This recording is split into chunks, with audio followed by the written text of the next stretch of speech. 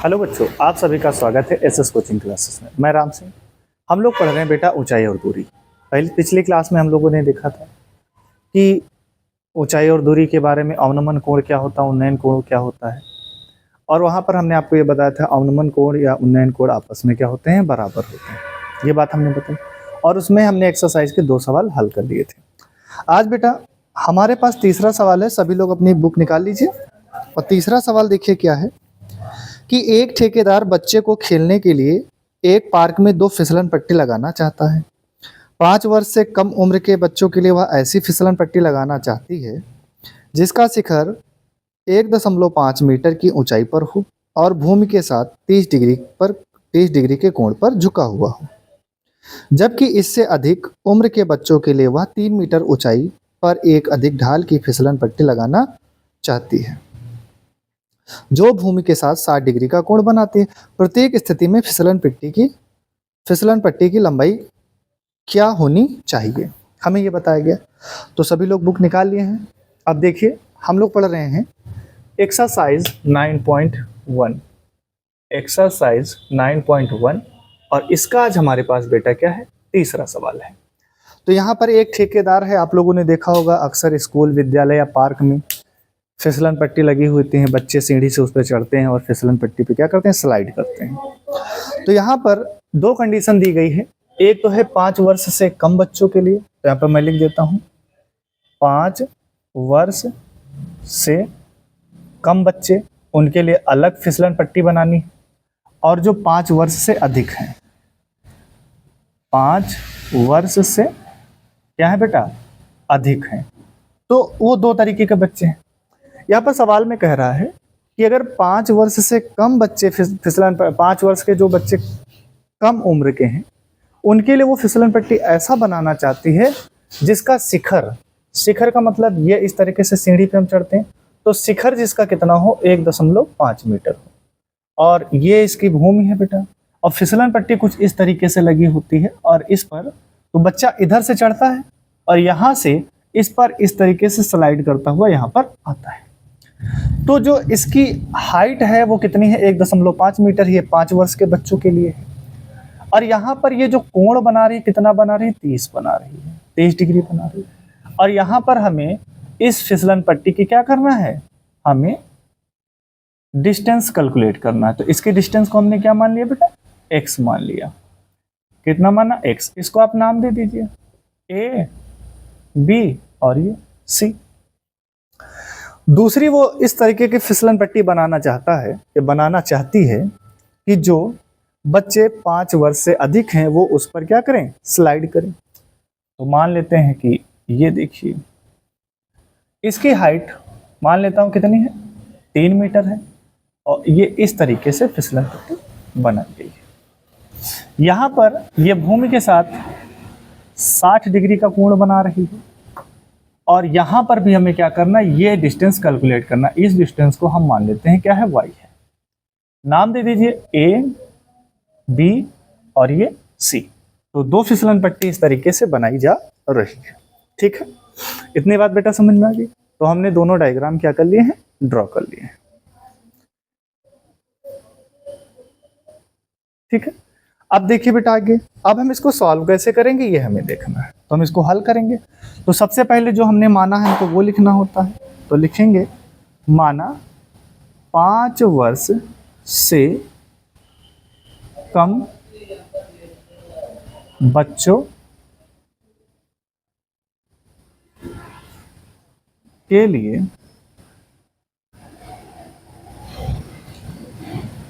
फिसलन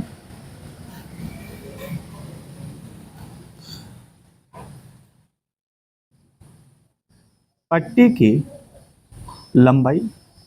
तो 5 वर्ष से कम बच्चों के लिए फिसलन पट्टी की लंबाई बेटा कितनी है, x मीटर है। कितनी मानी मैंने, x मीटर मानी है। और यहां पर 5 तथा लिख देता हूं 5 वर्ष से अधिक बच्चों के लिए फिसलन पट्टी की लंबाई कितनी है बेटा, y मीटर है। ये हमने मान लिया। तो जो हमें निकालना होता है उसको हम बेटा मान लेते हैं। अब अगर गौर से देखेंगे तो यहाँ पर ये कोण 90 डिग्री है यानी समकोण त्रिभुज है, और यहाँ पर भी कोण कितना है 90 डिग्री है यानी समकोण त्रिभुज है। तो सबसे पहले हम क्या लिखेंगे, समकोण त्रिभुज ABC में। तो समकोण त्रिभुज ABC में हम देखेंगे तो हमें दो भुजाएं दी गई। मैंने कहा था कि दो चीजें दी हों या दो भुजाएं दी हों तो हम कोण को ज्ञात कर सकते हैं, तीसरी चीज को, या एक कोण एक भुजा दी हो तो हम दूसरी भुजा को ज्ञात कर सकते हैं। तो यहाँ पर देखिए हमें ये वाली हाइट दी गई है 1.5 मीटर, और हमें दिया क्या है, अगर हम इसको थीटा मानेंगे तो थीटा के सामने वाला हमेशा लंब होता है, तो ये लंब है और ये कर्ण है। तो लंब और कर्ण किस में होता है बेटा, साइन थीटा में होता है। तो लंब कितना है AB और कर्ण बेटा कितना है AC। क्लियर। अब यहाँ पर अगर आप देखेंगे तो साइन थीटा कितना लिया है, 30 डिग्री है। हाँ बेटा 30 डिग्री। AB कितना है सर, AB है 1.5 मीटर। ठीक है। AC कितना है, AC हमें x ये निकालना है। ठीक है। अब यहाँ पर देखिए इधर, या मैं इसको यहीं पे सॉल्व कर देता हूँ, तो आप लोग याद रखिएगा, यहीं पे सॉल्व कर देता हूँ। तो साइन 30 का मान है 1/2 और बराबर में 1.5/x। जब भी हर आपका नीचे हो, जिसको आपको निकालना नीचे हो, उसको आप पलट दीजिए। तो इसको पलटेंगे ऊपर चला जाएगा, तो 1.5, तो x ऊपर चला गया, 1.5 नीचे आ गया। और इधर भी पलट देंगे तो कितना आ जाएगा, 2/1, ये भी पलट जाएगा ऐसे। अब इसको इसके पास भेज देंगे तो x बराबर कितना हो जाएगा, 3 मीटर।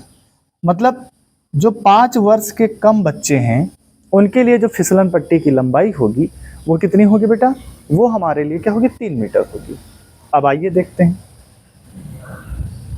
समकोण त्रिभुज किसमें, यहां पर इसको नाम हम दे देते हैं A डैश B डैश और ये C डैश, ये हमने नाम दे दिया A dash B dash C dash. तो समकोण त्रिभुज A dash B dash C dash में, तो अब यहाँ पर देखिए, यहाँ पर भी बेटा लंब दिया है और कर्ण दिया है, तो यहां से फिर से क्या लगाओगे, साइन थीटा लगाओगे।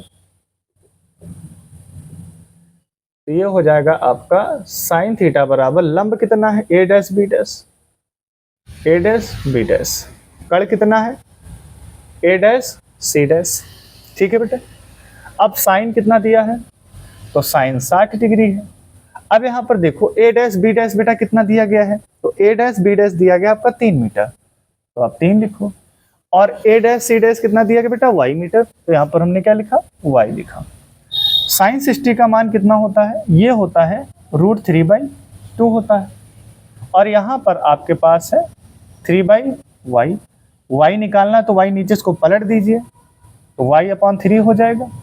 और इधर हमारे पास ये बन जाएगा 2/√3।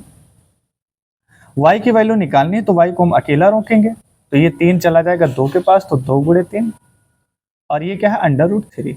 तो कभी भी हम हर में अंडर रूट नहीं रखते हैं, इसलिए √3 से यहाँ पे मल्टीप्लाई, और मतलब 3 √3 से भाग और √3 से गुणा करा देंगे। तो आप देखेंगे यहाँ पर 3 दूनी कितना हो जाएगा, 6, और ये √3। और यहाँ पे देखिए 3 का मल्टीप्लाई 3 के साथ तो 3 आ जाएगा, √3 का मल्टीप्लाई √3 के साथ क्या आएगा, 3 आएगा। 3 1 जा 3, 3 2 जा 6, तो आया है आपके पास 2√3। तो ये हमारे पास y की वैल्यू आ गई। ठीक है, √3, और ये बेटा क्या हो गया, मीटर हो गया। तो हम क्या लिखेंगे, यही हमारे बेटा क्या हो गए, आंसर हो गया। तो अतः x बराबर जो आपका आया है वो 3 मीटर है और y बराबर है 2√3। ये आपके आंसर्स हो गए। ठीक है बेटा, इस सवाल को आप लोग नोट कर लीजिए।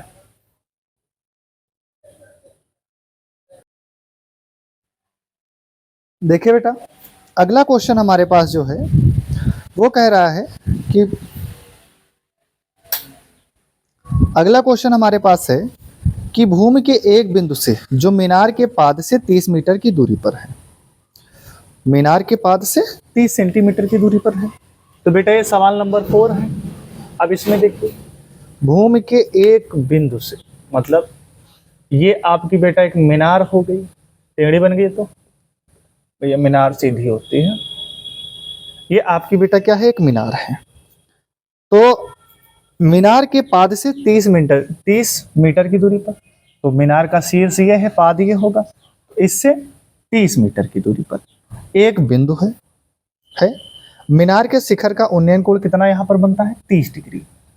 तो ये देखिए हमने यहाँ पर इसको इस तरीके से मिला दिया। ये मीनार का पाद है और यहाँ से ये जो डिस्टेंस है इस पॉइंट की, ये कितनी है, 30 है। ये बात बताई गई। चलो इसको हटा देते हैं, जरूरत नहीं लिखने की। और हमसे कहा है मीनार की ऊंचाई ज्ञात करो। तो माना मीनार की ऊंचाई कितनी है, h है। मीनार की हाइट को हमने क्या मान लिया, h मान लिया। क्या माना है, h। नाम दे दीजिए a, b और ये c। और यहाँ पर ये कोण जो बना रही, कितना बना रही, 30 डिग्री का उन्नयन कोण बन रहा है। तो बहुत इजी सवाल है, ज्यादा कठिन नहीं है। तो सबसे पहले हमने क्या करना होता है, जो हमें निकालना उसी को मान लेते हैं। माना मीनार की ऊंचाई कितनी है बेटा, h मीटर है। ठीक है। समकोण त्रिभुज, क्योंकि ये 90 है तो ये समकोण त्रिभुज है। समकोण त्रिभुज, देखिए बेटा, समकोण त्रिभुज ABC में। तो अब यहाँ पर आप देखो, हमारे पास थीटा दिया है, यानी ये दिया है लंब, और ये दे दिया आधार, क्योंकि थीटा के सामने लंब होता है और ये आधार और ये कड़ है। तो लंब और आधार हमें tan में मिलता है, इसलिए हम लिखेंगे tan थीटा बराबर लंब कितना है, BC है बेटा, आधार कितना है, AB है। अब tan कितना दिया है बेटा यहाँ पर, तो tan 30 दिया है, हाँ सर। BC कितना दिया बेटा, BC h अपॉन आपका AB कितना है, 30 है। इतनी बात समझ में आ गई। अब देखिए tan 30 का मान होता है 1/√3, ये होता है, और h अपॉन ये बेटा कितना आपको दिया है, 30। अब यहाँ पर देखिए बेटा, h हमारा अंश में है, ऊपर है, तो इसको हमें पलटने की जरूरत नहीं, तो इसको हम इधर से ट्रांसफर कर देंगे इसको यहाँ। तो हमें क्या मिलेगा, हमें मिलेगा h बराबर, ये बेटा इसके पास आ जाएगा, ये हो जाएगा 30, और अपॉन में क्या हो जाएगा, √3। तो √3 हमें नीचे मतलब रूट नहीं रखना है, तो इसलिए हम क्या करेंगे, √3 से डिवाइड कर देंगे और √3 से मल्टीप्लाई कर देंगे। इससे फ़ायदा क्या मिलेगा, तो ये भैया 30 √3 हो जाएगा, और √3 का √3 से मल्टीप्लाई 3, तो 3 1 जा 3 और 3 10 जा 30, है ना। तो h बराबर हमें जो प्राप्त होगा, क्या प्राप्त होगा, 10 √3। हम ये कह सकते हैं, अतः जो मीनार की ऊंचाई है वो 10 √3 मीटर है। ठीक है बेटा, इसको आप जल्दी से नोट कर लीजिए, गर्म बहुत हो रही है आज।